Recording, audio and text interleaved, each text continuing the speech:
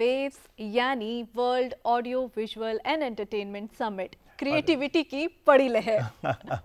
और आज DD morning show में हमारे साथ जो मेहमान हैं वो न्यूट्रिशनिस्ट हैं, एक क्रिएटर हैं जो अपनी क्रिएटिविटी से हम सभी को सजग करती हैं।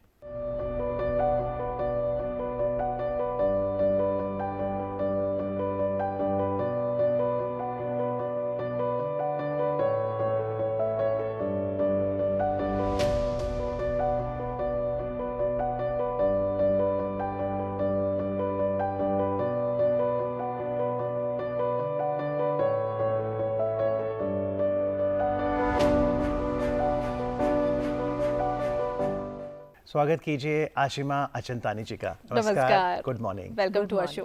आशिमा, दिल्लीवासी जो हैं आज सीजन की पहली बारिश महसूस कर रहे हैं, तो क्रिएटिव अंदाज में कहना चाहूँगा कि बारिश की बूंदें मिट्टी की खुशबू, बारिश की बूंदें मिट्टी की खुशबू, कहाँ है पकोड़े कहाँ है चाय। और अगर आज किसी का मन कर जाए कि कहीं घूमने जाएं तो आशिमा जी बताइए क्या नहीं और क्या खाया जाए।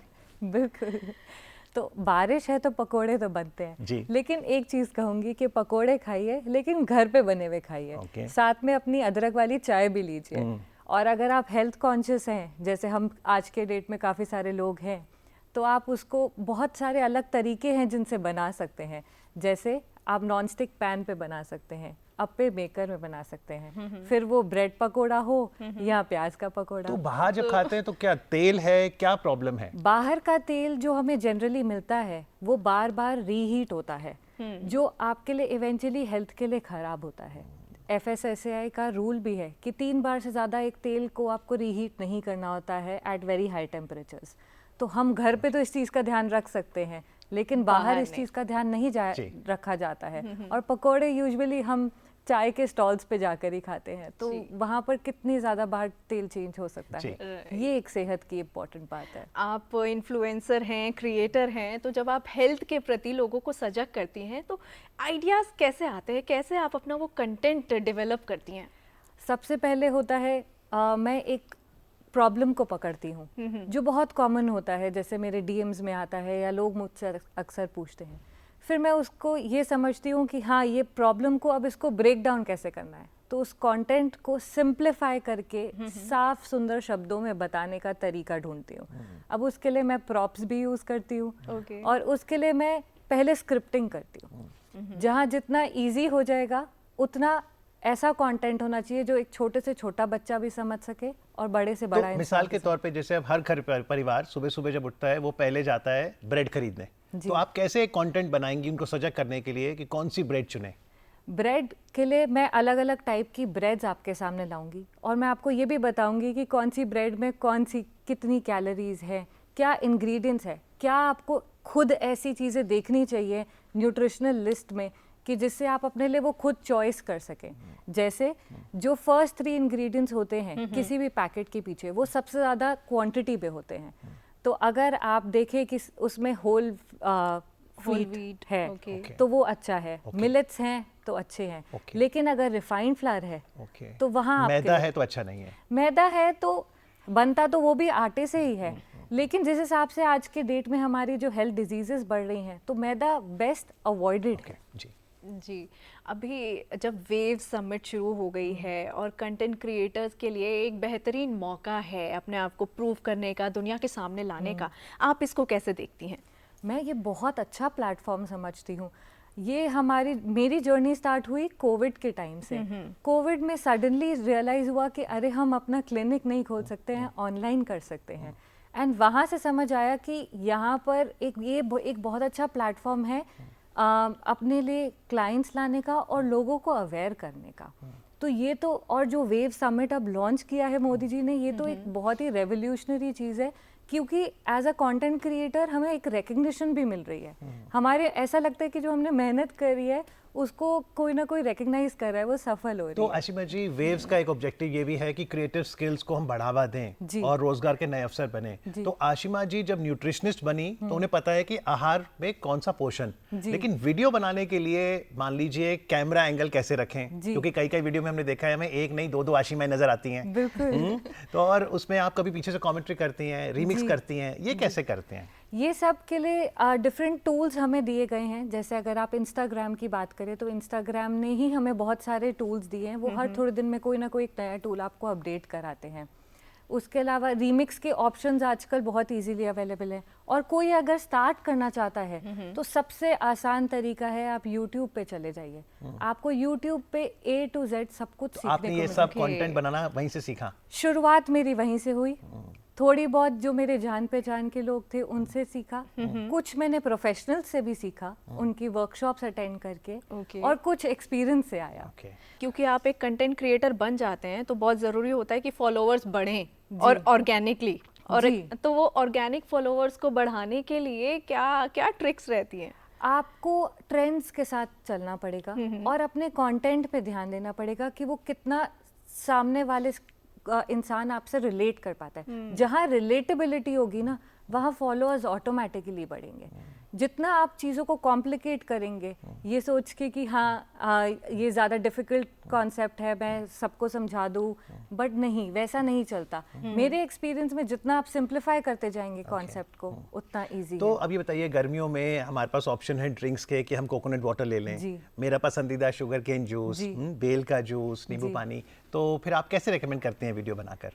वीडियो बनाकर मैं अगेन विजुअली उसको रिप्रेजेंट करती हूँ। हर चीज़ के बारे में उसके पॉजिटिव्स एंड नेगेटिव्स होते हैं। और एक चीज़ आज हमें समझना बहुत ज़रूरी है, जहाँ न्यूट्रिशन की बात आती है, हर चीज़ हर इंसान के लिए नहीं होती है। राइट। अगर आप कोकोनट वाटर की बात करें तो उसके बहुत सारे बेनिफिट्स हैं। हाई बीपी वालों के लिए बहुत बेनिफिशियल है, हाइड्रेशन के लिए बहुत बेनिफिशियल है, लेकिन जिनको लो बीपी है उनको कोकोनट वाटर हमेशा नमक या नींबू के साथ मिक्स करके लेना चाहिए, नहीं तो उनका बीपी और लो हो सकता है। तो इस तरह कोई भी चीज़, कोई भी गन्ने का रस? गन्ने का रस भी बहुत अच्छा है, डिटॉक्सिफिकेशन के लिए अच्छा है, इजीली अवेलेबल है। लेकिन दो इसमें बहुत बड़ी प्रॉब्लम्स है। एक है कि वो अनहाइजीनिकली प्रिपेयर्ड होता है, एंड दूसरी बात है कि इसका शुगर लेवल बहुत ज़्यादा स्पाइक होता है। तो डायबिटीज़ वालों के लिए ये बहुत प्रॉब्लम है, और उन लोगों के लिए भी प्रॉब्लम है जिनको पीसीओडी है या इंसुलिन रेजिस्टेंस है। तो हर चीज़ हर इंसान के लिए नहीं होती, ये समझना तो बहुत इसका ज़रूरी तो है। आपको लगता है कि जब हम वेव्स की बात कर रहे हैं, कई बार हमें लगता है भावना कि मीडिया मतलब फिल्म्स, फिल्म्स तो हैं, लेकिन साथ में टेलीविजन है, रेडियो है, animation, Social visual media, graphics, social media, और जैसे आप हेल्थ सेक्टर में आई हैं, यानी कंटेंट का दायरा इतना बड़ा है कि हम सभी लगभग क्रिएटर बन सकते हैं। कोई भी क्रिएटर बन सकता है। कुछ वक्त लगता है कॉन्फिडेंस गेन करने का कैमरा पे आने में, लेकिन अगर आपके पास कोई स्किल है या कोई पैशन है इसको शो करने के लिए, तो आप बिल्कुल बन सकते हैं। थोड़ी सी हेल्प की, थोड़ी सी आइडियाज़ की ज़रूरत पड़ेगी, बट लेकिन आप बिल्कुल बन सकते हैं, और इसका स्कोप बहुत ज़्यादा है। जी। तो आप क्या क्वालिटीज़ देखती हैं as a content creator, as a influencer, क्योंकि आप खुद भी इन्फ्लुएंस करती हैं लोगों को, तो क्या वो क्वालिटीज़ देखती हैं आप एक इन्फ्लुएंसर में? सबसे इम्पोर्टेंट चीज़ है कॉन्फिडेंस, ओके। अपने स्किल में और कैमरा को फेस करने में। लेकिन वो पहले दिन नहीं आता है, वो धीरे धीरे करके आता है। एंड वो आई थिंक आप लोग भी समझ सकते हैं कि जब हम एक over a period of time करते रहते हैं तो वो आ जाता है। उसके अलावा अपने आप को अपडेटेड रखना कि ट्रेंड्स क्या चल रहे हैं। जैसे आजकल शॉर्ट्स का टाइम चल रहा है, लॉन्ग फॉर्मेट वीडियोस Right. कम चल रही हैं, Right. क्योंकि लोगों का अटेंशन स्पैन कम हो गया है। फिर डिफरेंट एंगल से शूट करना बहुत इंपॉर्टेंट हो गया है, ताकि वो बोरिंग ना हो। नहीं तो जैसे दूरदर्शन के स्टूडियोज तो ये हुए, कैमरा लगे हैं, ऑडियो है, लाइटिंग है। जब आशिमा कंटेंट क्रिएट करती है तो क्या घर में ही स्टूडियोज बना दिए हैं? जी बिल्कुल, मेरे पास लाइटिंग भी है, अच्छा। मेरे पास ट्राइपॉड स्टैंड्स भी है, मेरे पास माइक नहीं भी तो है। फिर बनाते समय घर की घंटी बजी तो रीशूट करना पड़ता है। ओके। ये चीज चैलेंजेस अपने आते हैं। आपको टाइमिंग सेट करने पड़ते हैं कि घर वाले शांत कब बैठेंगे, रिक्वेस्ट करना पड़ता है। बट अगर आपके अंदर वो है कि मेरे को करना है, तो आप फिर वो वक्त निकाल भी लेंगे। अर्ली मॉर्निंग भी करेंगे, रात को भी करेंगे, या सबको रिक्वेस्ट करके शांति करवाएंगे। जी। अवेयरनेस की आपने बात की, अब 8 मई वर्ल्ड थैलेसीमिया डे भी है। आपको लगता है ये भी एक एरिया है कि जहाँ पे हम अवेयरनेस ला सकते हैं? बिल्कुल, बहुत ज़्यादा इम्पॉर्टेंट है। मैं खुद थैलेसीमिया माइनर हूँ, एंड ये बहुत कम लोगों को आज के डेट में भी इंफॉर्मेशन है कि थैलेसीमिया जैसी कोई चीज़ है भी। एंड ये एक जेनेटिक डिसऑर्डर है जिसका सबसे बड़ा साइन होता है anaemia. And 50% of the females India में अनीमिक है, जिसमें से कितनी सारी ऑलरेडी थैलेसीमिक होंगी, उनको पता ही नहीं है। बिल्कुल कि थैलेसीमिया माइनर होना कोई प्रॉब्लम नहीं है, थैलेसीमिया अगर मेजर हैं आप तो फिर आपको कुछ एहतियात बरतते होंगे। तो ये छोटी छोटी बातें हैं अवेयरनेस की जिस पे कंटेंट बनता है। और जब अवेयरनेस की बात आ रही है तो वेव समिट के दौरान जब कल माननीय प्रधानमंत्री जब संबोधित कर रहे थे पूरी जनता को, तो वहाँ पर एक टर्म उन्होंने यूज़ की, ऑरेंज इकोनॉमी। उन्होंने कहा कि ये ऑरेंज इकोनॉमी का उदय है भारत में। तो क्रिएटिविटी से जो जुड़ी हुई इकोनॉमी होती है, दैट इज ऑरेंज इकोनॉमी। तो आप एज अ कंटेंट क्रिएटर आप क्या कहेंगे इस बारे में, और देन जो अभी नए इन्फ्लुएंसर बनना चाहते हैं लोग, उनके लिए क्या कहेंगे? इसमें बहुत ज़्यादा स्कोप है, और आज के डेट में जिस हिसाब से मैं कंटेंट देखती हूँ, कंज्यूम भी करती हूँ, तभी हमें ट्रेंड्स के बारे में पता चलता है। तो सबसे अच्छी बात जो मुझे लगती है कि आज एक गांव में भी कोई अच्छे सनलाइट को यूज़ करके भी बहुत अच्छा कंटेंट बना रहे हैं। एक ब्लिंकिट के डिलीवरी बॉय भी इतना अच्छा गेट रेडी विथ मी कर सकते हैं। तो वो बहुत अच्छी बात है, हर किसी को एक नया सोर्स ऑफ इनकम भी मिलता है, और हर कोई एक्टर नहीं बन पाता, ये हम सब जानते हैं। लेकिन हम कैमरा स्क्रीन पे एज एन इन्फ्लुएंसर बन के अपने एक्टिंग स्किल्स को भी शो ऑफ कर सकते हैं। बिल्कुल। और वेव्स की अगर आप खास बात देखें तो वहाँ पर बहुत से सेशंस हैं, आपके प्लीनरी सेशंस हैं, ब्रेकआउट सेशंस हैं, मास्टर क्लासेस हैं, और वहाँ पर टेक्नोलॉजी पे बहुत फोकस है कि जैसे एक्सटेंडेड रियलिटी हुआ, वर्चुअल रियलिटी हुआ। तो फिर जैसे आप वीडियो क्रिएट करती हैं, टेक्नोलॉजी का कैसे सहारा लेती हैं? बहुत ज़्यादा हेल्पफुल है। जैसे आजकल एआई है, एआई आपको कंटेंट प्लानिंग एंड स्क्रिप्टिंग में बहुत हेल्प करता है, कंटेंट आइडियाज़ में भी हेल्प करता है।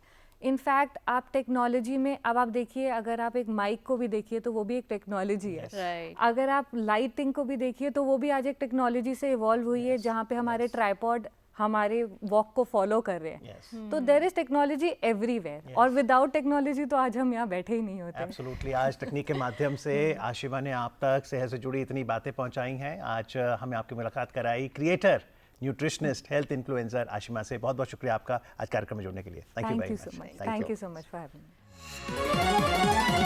मी।